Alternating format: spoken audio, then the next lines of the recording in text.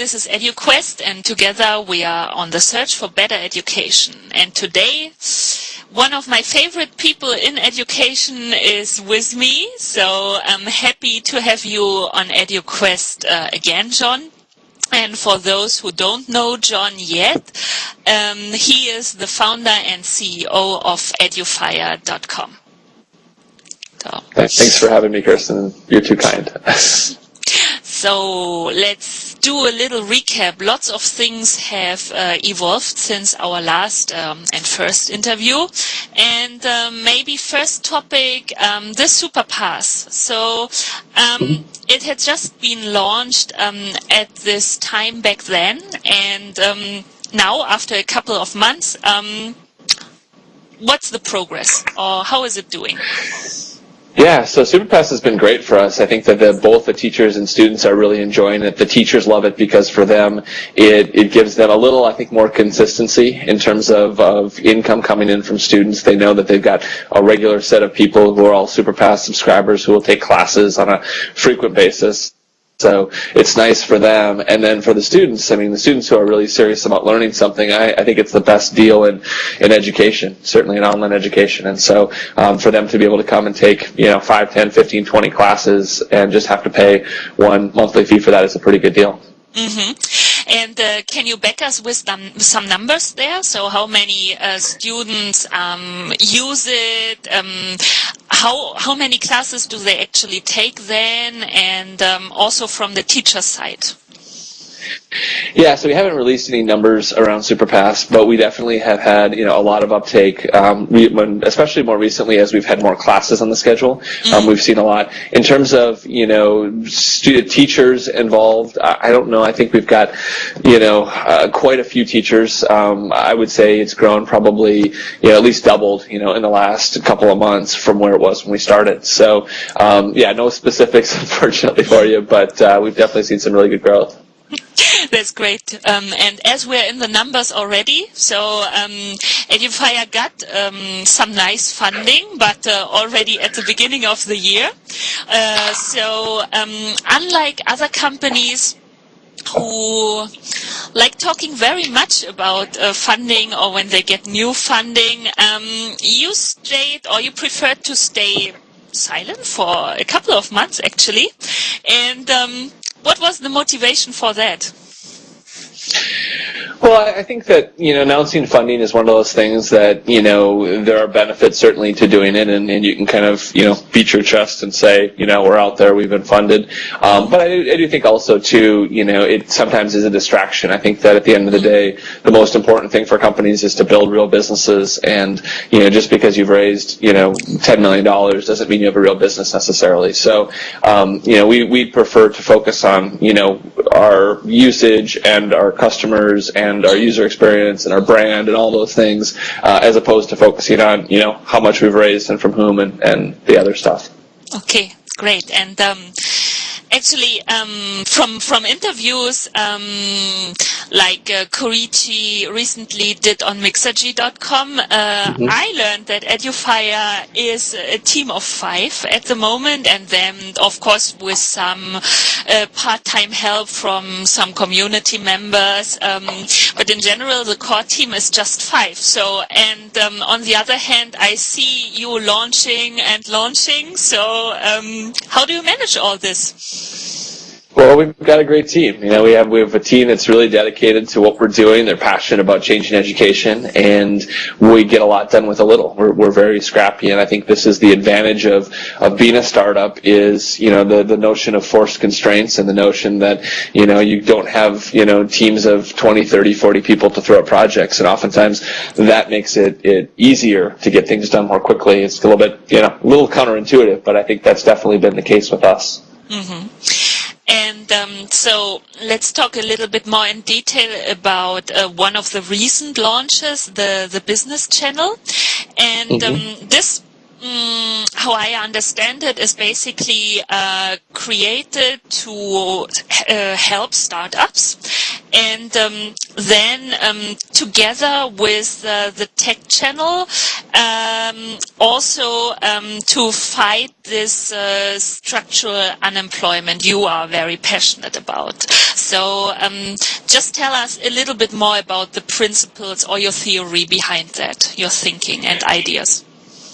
Yeah, so the business channel and the tech channel both have similar goals, but I think they have some differences as well. The business channel we really started as a way to give some well-known entrepreneurs and investors, VCs, an opportunity to share with other people. And certainly we're not the only people that have done something like that. There are other kind of interview type of things. I mean, I love what Andrew's doing with Mixergy, and there's other people that are doing more of an interview style format. But what we wanted to do was to do something that was focused a little bit more on having them actually teach something. So we've encouraged them as part of the business channel to come on board and not think of it so much as an interview, but more about them being able to pass knowledge along to other people. A lot of these people are people that would pay hundreds of dollars an hour for if you wanted to get their consulting, and so the fact that they're willing to share their time for free with people is really awesome.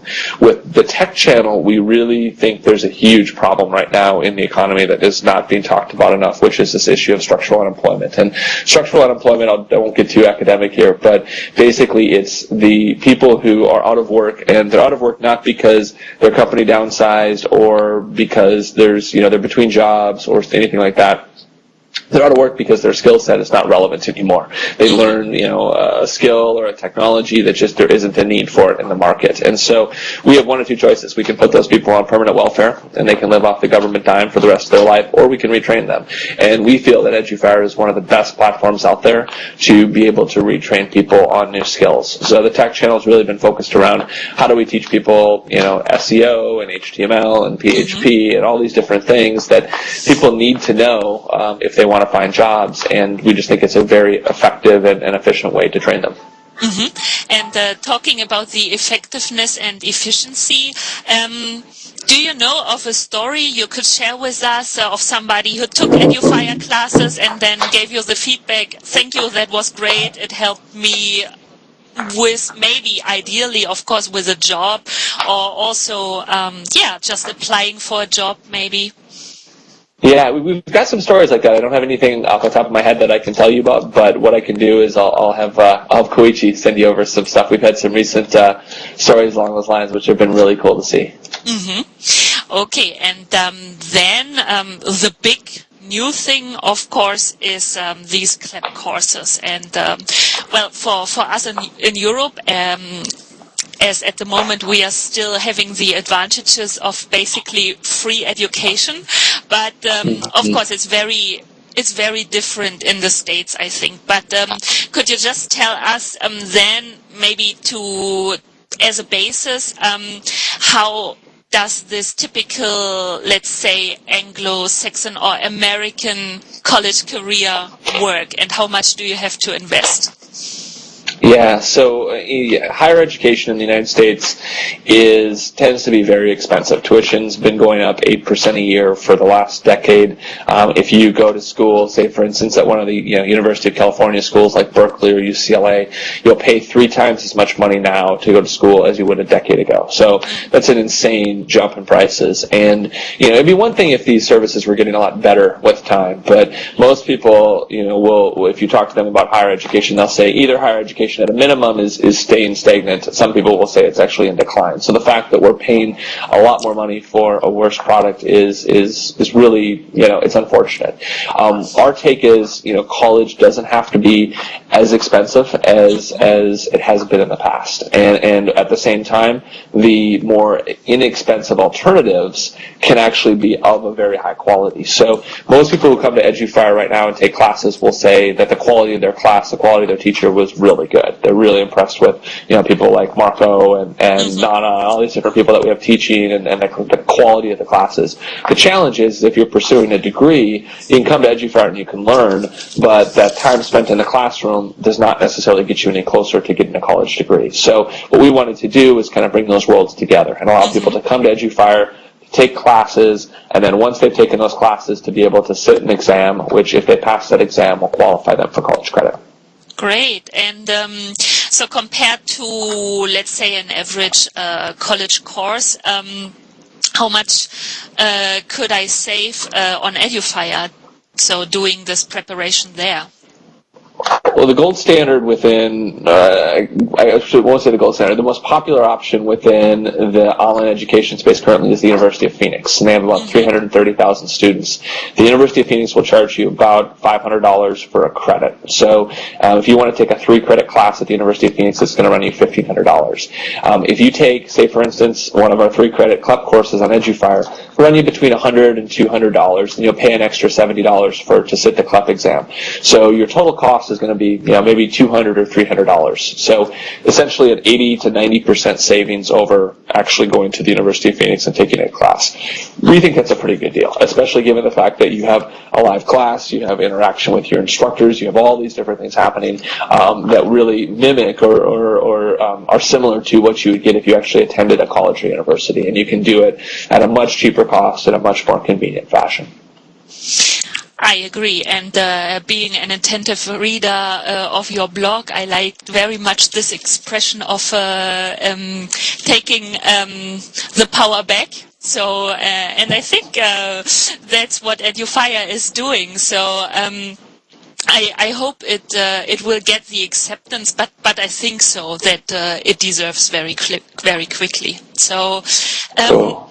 Maybe one thing about the teachers or the instructors, how are they selected? What do you need to bring to do such a CLEP course or to teach such a course? Yeah, that's a great question. The ethos for EduFire and for the marketplace that we have there has from day one been that anybody can teach. However, when we did the CLEP launch, we knew that in order to kind of move in the direction of being able to offer more accredited courses or something that looks like an accredited course, we needed to be more selective with our teacher base. And so we've reached out to some people within the EduFire community, some of our current teachers, who we think are well qualified to be able to teach a college level course. Some of them have taught college level courses in the past or currently teach college level courses. Others have graduate degrees in what they're teaching.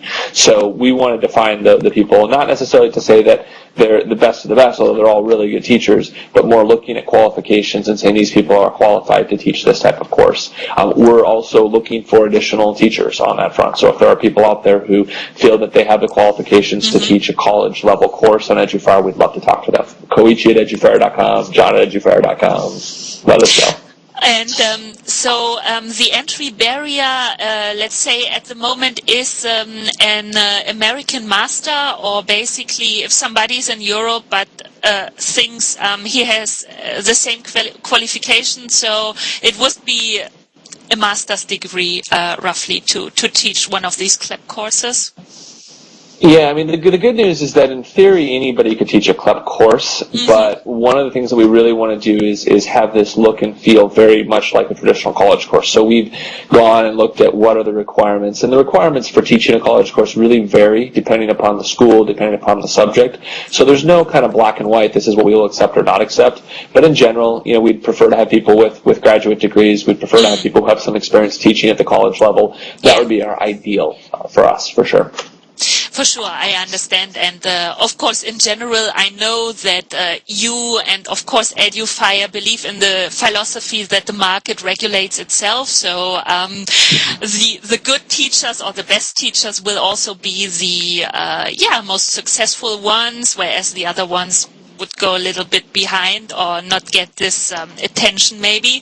But okay, I see. So to guarantee quality or really a college-like and also feel-like course, you need to be a little bit more selective. Are there other guarantees or selections to guarantee quality of the courses?